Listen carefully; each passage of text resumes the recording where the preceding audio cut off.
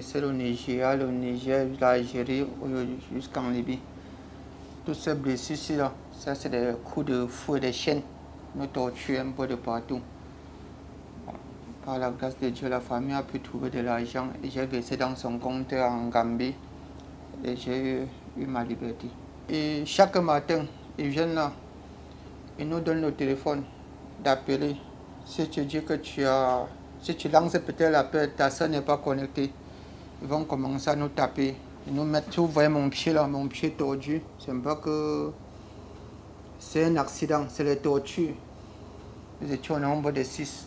Il y avait les Soudanais, 2 Guinéens, un Ivoirien, moi-même le Camerounais qui vous parle.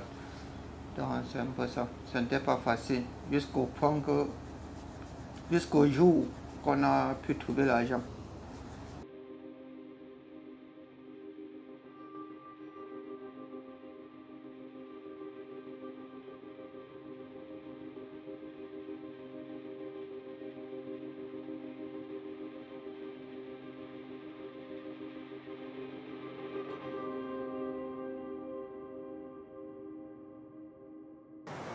J'ai tenté de traverser 4 fois. Troisième fois, on est parti en Méditerranée. Troisième fois, c'était la catastrophe. On a vécu des scènes incroyables, donc insupportables. Même pour raconter comme ça, là, c'est trop beaucoup de courage. Parce que ces événements que vraiment, on ne pensait pas rester de temps en temps raconter parce que ça fait pleurer, ça fait couler les larmes, ça fait mal au cœur.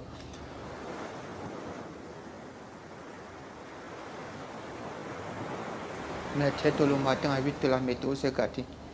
Au point que ça a commencé à tuer les gens. Les gens qui étaient sur le bâton, parce que comme par la météo, on voit les vagues d'eau. Quand les vagues viennent, ça porte le zodiac.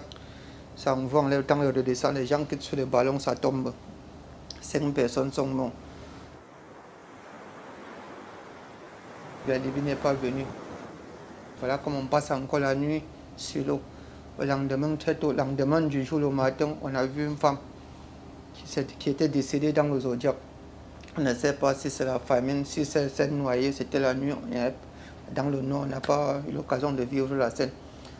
Maintenant, quand le lendemain du jour, maintenant, vers 15 h, la Libye est venue pour nous sauver. C'est Malte qui arrive d'abord en première position, pardon. C'est Malte qui est en première position. Il nous voit bien comment les vagues sont en train de torturer. Au lieu qu'ils viennent nous sauver, ils restent à distance, ils nous font des jeux de force. Il appelle plutôt la Libye, c'est la Libye qui arrive maintenant. Une fois que la Libye arrive, Malte tourne son bateau et s'en va. Quand la Libye rapporte son bateau vers nous pour nous sauver, il vient, il cogne notre zodiac. Tous les gens qui étaient de ce côté-là sont tombés dans l'eau. Moi-même qui vous parle personnellement, j'ai perdu 2 frères qui dormaient avec sur le même lit. On se partageait de tout. On se disait de tout. Notre objectif était de gens de Job, mais l'homme propose de Dieu, la Méditerranée nous a séparés.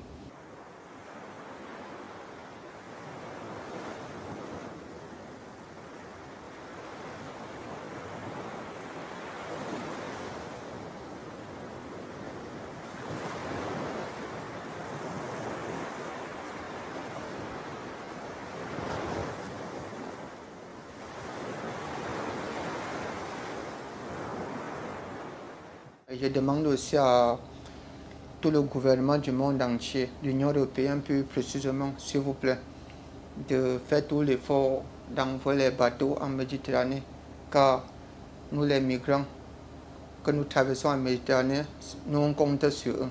Sinon, on ne compte pas sur la Libye. Quand on tente de traverser la Méditerranée, notre objectif, c'est plus basé sur eux et non sur les Libyens. Partir de la Libye et revenir, c'est avoir plus de torture. Parce que quand le Libyen nous arrête sur l'eau, il nous torture encore 2 fois plus par rapport à ce qui s'est passé. S'il vous plaît, chers frères, chers pères, chers camarades, soyons prudents, car la Méditerranée n'est pas un lieu d'amusement.